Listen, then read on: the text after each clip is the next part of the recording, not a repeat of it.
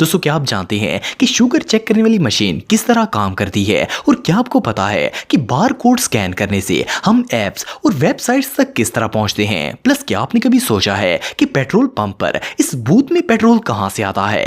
आज की इस वीडियो में मैं आपको डेली यूज होने वाली चीजों के ऑपरेटिंग सिस्टम्स के बारे में बताने जा रहा हूं। तो शुरू करते हैं अपना काउंटडाउन। Sugar machine. दोस्तों जैसा कि आप सब जानते हैं कि शुगर की बीमारी आजकल बहुत ही आम हो चुकी है। अगर देखा जाए तो हर 3 में से एक शख्स डायबिटीज का शिकार होता है। आप सबने शुगर मशीन तो देखी होगी, लेकिन क्या आपको पता है कि एक शुगर मशीन आखिर काम किस तरह करती है। असल में इस मशीन का काम हमारे जिस्म में से ग्लूकोज की मिकदार को चेक करना होता है, जिससे पता चलता है कि हमारी शुगर हाई है, लो है या फिर नॉर्मल है। जैसे ही हम शुगर स्ट्रिप को मशीन में डालते हैं तो ये ऑन हो जाती है और फिर अगला काम इस पर ब्लड लगाना होता है ताकि शुगर लेवल को चेक किया जा सके। आपको जानकर हैरानगी होगी कि शुगर मशीन के अंदर सारा काम इस स्ट्रिप का ही होता है। असल में ये स्ट्रिप बहुत सी थिन लेयर के ऊपर मुश्तमिल होती है, जिनमें से हर एक का काम डिफरेंट होता है। जब हम स्ट्रिप पर ब्लड लगाते हैं तो सबसे पहले इसकी अपर लेयर ब्लड को सोक कर लेती है और इसे सेकंड लेयर के पास भेजती है। इसके बाद सेकंड लेयर इस ब्लड को फिल्टर करती है और नीचे वाली लेयर को पास कर देती है। इस चैम्बर में कुछ केमिकल्स मौजूद होते हैं और जैसे ही ब्लड इन तक पहुंचता है तो ये ब्लड के साथ रिएक्ट करते हैं और साथ ही इनमें से एक करंट जनरेट होता है। इसके बाद इस स्ट्रिप पर लगी ये गोल्डन लेयर इस करंट को मशीन के अंदर ले जाती है। यहाँ पर मशीन इस करंट की न्यूमेरिकल रीडिंग करती है और जो भी रिजल्ट आता है वो मशीन की एलसीडी पर शो हो जाता है। पेशेंट की शुगर जितनी ज्यादा होगी इसका ब्लड इतना ही ज्यादा करंट जनरेट करेगा और वो न्यूमेरिकल रीडिंग में कन्वर्ट होने के बाद रिजल्ट भी हाई ही शो करवाएगा। और अगर करंट का लेवल लो होगा या नॉर्मल होगा तो रिजल्ट भी अकॉर्डिंग ही होगा। एंड जो भी हो, ये मशीन वाकई में बहुत यूजफुल है। Light detector. दोस्तों ये बात तो हम सब जानते हैं कि दुनिया का कोई भी मुजरिम इतनी आसानी से अपना जुर्म कबूल नहीं करता, इसलिए सीआईडी ऑफिसर्स और इन्वेस्टिगेटर इससे जुर्म उगलवाने के लिए मुख्तलिफ तरीके इस्तेमाल करते हैं। लाइट डिटेक्टर भी इन्हीं तरीकों में से एक है। ये बेसिकली एक डिवाइस होती है और इसे चिप के जरिए मुजरिम के मुख्तलिफ बॉडी पार्ट्स के साथ अटैच किया जाता है और फिर इससे क्राइम के बारे में सवालात पूछे जाते हैं। अगर मुजरिम किसी सवाल का सही तरीके से जवाब नहीं देता और झूठ बोलने की कोशिश करता है तो ये मशीन फौरन इसे डिटेक्ट कर लेती है। लेकिन क्या आपने कभी सोचा है कि आखिर ये मशीन काम किस तरह करती है और इसे कैसे पता चल जाता है कि मुजरिम झूठ बोल रहा है।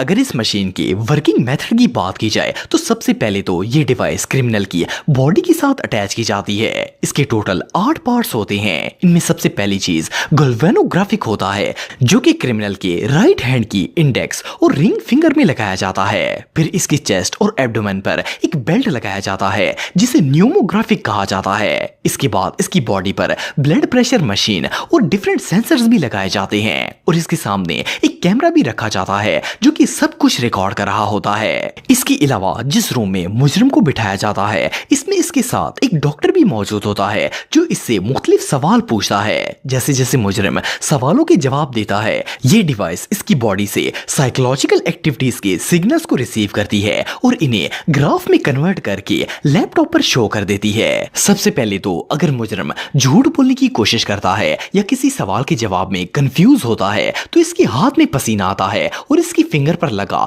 गैल्वेनोग्राफिक फौरन से डिटेक्ट करके सिग्नल आगे भेजना शुरू कर देता है। इसके साथ साथ जैसे ही वो झूठ बोलता है तो इसकी सांस और दिल की धड़कन तेज होना शुरू हो जाती है। इसे डिटेक्ट करने के लिए न्यूमोग्राफ का इस्तेमाल किया जाता है। इसके अलावा जो सेंसर्स इसकी बॉडी के साथ लगाए जाते हैं वो असल में इसकी नर्वस सिस्टम के साथ अटैच होते हैं। जैसे ही मुजरिम स्ट्रेस लेता है या फिर नर्वस होने की कोशिश करता है तो ये इसे मेजर करके बताते हैं कि वो बंदा सच बोल रहा है या फिर झूठ बोल रहा है।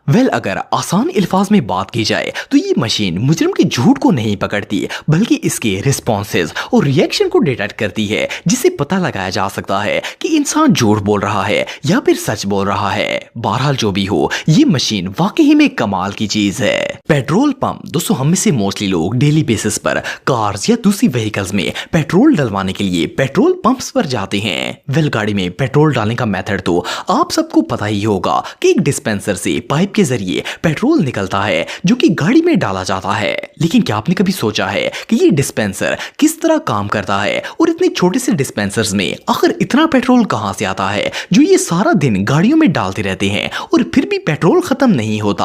आंसर बिल्कुल सिंपल है। असल में हर पेट्रोल पंप के नीचे अंडरग्राउंड बहुत से टैंक्स बनाए जाते हैं। ये टैंक्स पेट्रोल को स्टोर करने का काम करते हैं। सबसे पहले टैंकर्स के जरिए पेट्रोल को पेट्रोल पंप तक लाया जाता है और फिर इन्हें इन अंडरग्राउंड टैंक्स में डाल दिया जाता है। इन टैंक्स में पाइप्स लगे होते हैं जो कि डिस्पेंसर से अटैच होते हैं। वेल, अगर इन डिस्पेंसर्स की बात की जाए तो ये एक डिजिटल मशीन होती है जिसका काम पेट्रोल को टैंक्स में से निकालकर गाड़ी तक पहुंचाना होता है। ये एक मोटर के जरिए होता है जो कि एक सक्शन का काम करती है। ये सक्शन मोटर पेट्रोल को टैंक्स में से खींचती है और कार तक पहुंचा देती है। वेल, इस डिस्पेंसर के ऊपर लीटर्स और प्राइसेस वगैरह को एडजस्ट किया जाता है और फिर इनकी मदद से प्रॉपर मिकदार में पेट्रोल गाड़ी के टैंक में डाल दिया जाता है। बारकोड दोस्तों, इस बात में कोई शक नहीं है कि क्यूआर कोड आजकल के दौर की एक बहुत ही रेवोल्यूशनरी टेक्निक है। जो काम पहले सेल्समैन किया करते थे वो अभी एक छोटा सा कोड करता है। जैसे ही हम अपने मोबाइल में किसी चीज के क्यूआर कोड को स्कैन करते हैं, इसकी पूरी इंफॉर्मेशन खुलकर हमारे सामने आ जाती है।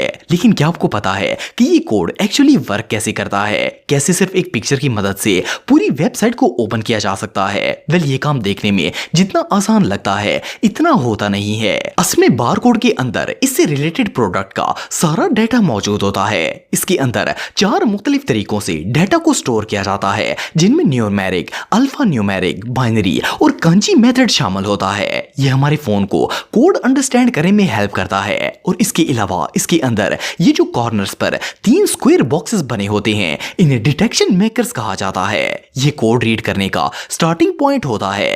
आपने क्यूआर कोड स्कैन करते वक्त एक बात नोट की होगी कि इसे चाहे किसी भी एंगल में स्कैन कर लिया जाए, ये आसानी से स्कैन हो जाता है। इसकी वजह ये एल्गमेंटेड पैटर्न होता है। ये कोड को हर एंगल से सीधा रखता है ताकि इसे स्कैन करने में आसानी हो। इसके अलावा ये जो डॉट्स आप दिख रहे हैं, इन्हें टाइमिंग पैटर्न कहा जाता है। इनके अंदर प्रोडक्ट का डाटा सेव होता है और ये मेकर्स को बताते हैं कि डाटा कौन सी रो या कॉलम में मौजूद है। जैसे ही हम किसी प्रोडक्ट के क्यूआर कोड को स्कैन करते हैं तो ये छोटे से डॉट्स हमारे मोबाइल को सारा डाटा प्रोवाइड कर देते हैं और हमें इस प्रोडक्ट की सारी इंफॉर्मेशन अपने मोबाइल पर शो हो जाती है। बहरहाल जो भी हो, ये टेक्नोलॉजी वाकई में इनक्रेडिबल है। गन दोस्तों, आप सबने गन तो देखी होगी। ये बात तो बच्चों को भी पता है कि हम गन का सिर्फ एक ट्रिगर दबाते हैं और इसमें से गोली बाहर आ जाती है। देखने में तो ये सारा प्रोसेस बिल्कुल सिंपल लगता है, लेकिन असल में ये सारा मैकेनिज्म बहुत ही पेचीदा होता है। आप सबने मूवीज वगैरह में देखा होगा कि यूजर गन चलाने से पहले इसके ऊपर लगी स्लाइड को पीछे की तरफ करता है। जब तक इसे पीछे ना किया जाए, ट्रिगर को कभी भी प्रेस नहीं किया जा सकता। जैसे ही इस स्लाइड को पीछे खींचा जाता है, गन के अंदर 5 एक्शंस प्लेस होते हैं। सबसे पहले तो इसके नीचे लगी स्प्रिंग पर प्रेशर क्रिएट होता है जिससे वो बिल्कुल प्रेस होकर लॉक हो जाती है। इसके साथ साथ गन का बैरल भी हल्का सा पीछे की तरफ चला जाता है। अगर गन की मैगजीन की बात की जाए तो इसमें बुलेट्स तो होती हैं, लेकिन इन बुलेट्स के एंड पर एक स्प्रिंग लगा होता है। जब मैगजीन में बुलेट्स लोड की जाती हैं तो ये स्प्रिंग प्रेस हो जाता है और ये बुलेट्स लोड होने के बाद गन उसे ऊपर से कवर कर देती है। लेकिन जैसे ही इसकी स्लाइड खींची जाती है, मैगजीन के ऊपर से ये कवर हट जाता है और गोली को ऊपर आने में स्पेस मिल जाती है। वेल, जब स्लाइड खींचने के बाद वापस अपनी जगह पर जाती है तो मैगजीन में से बुलेट को भी अपने साथ ऊपर ले जाती है और इस तरह बुलेट बैरल में पहुंच जाती है। लेकिन इस पूरे प्रोसेस में गन के पीछे लगा ये हैमर बैरल के पीछे जाने से पीछे तो हो जाता है, लेकिन इसके नीचे एक स्प्रिंग लगा होता है जो इसे वहीं पर लॉक कर देता है और बैरल के आगे आने से ये हैमर आगे नहीं आता और इसके साथ ही ट्रिगर भी अपनी पोजीशन में आ जाता है। अब जैसे ही यूजर फायर करता है तो हैमर से प्रेशर रिलीज होता है और वो तेजी से ऊपर जाकर बैरल के अंदर लगी फायरिंग पिन से टकराता है। ये फायरिंग पिन डायरेक्ट बुलेट को हिट करती है और इससे बुलेट की पिछली साइड पर आग लग जाती है। आग लगने के साथ ही गोली में मौजूद केमिकल्स और बारूद की वजह से हाई प्रेशर गैसेस बनना शुरू हो जाती हैं, जो कि बुलेट को तकरीबन 1000 फुट पर सेकंड के हिसाब से आगे की तरफ धकेलती हैं। एक और इंटरेस्टिंग बात यह है कि बुलेट बैरल से कभी भी सीधी बाहर नहीं जाती। बैरल के अंदर इस तरह की लाइंस बनी होती हैं जो कि ट्विस्टर शेप में होती हैं। जब गोली इनके दरमियान से गुजरती है तो वो स्पिन करती हुई आगे जाती है। इस स्पिन करवाने का पर्पस ये होता है ताकि बुलेट की वेलोसिटी इंक्रीज हो, और जब वेलोसिटी इंक्रीज होती है तो ये टारगेट को ज्यादा एक्यूरेसी से हिट करती है। वेल, हमें लगता है कि गन चलाना बहुत ही इजी है और सिर्फ एक ट्रिगर दबाने से गोली बाहर निकल आती है, लेकिन अगर इसके पूरे प्रोसेस को देखा जाए तो पता चलता है कि ये छोटी सी डिवाइस असल में कितनी ज्यादा कॉम्प्लिकेटेड होती है। ये रियली अनबिलीवेबल है। तो दोस्तों आज के लिए बस इतना ही। उम्मीद आपको वीडियो पसंद आई होगी। अगर आप मुझे इंस्टाग्राम पे फॉलो करना चाहते हैं तो दी हैदर टीवी पे आप मुझे फॉलो कर सकते हैं। मिलता हूं आपसे नेक्स्ट वीडियो में, तब तक के लिए अल्लाह हाफिज।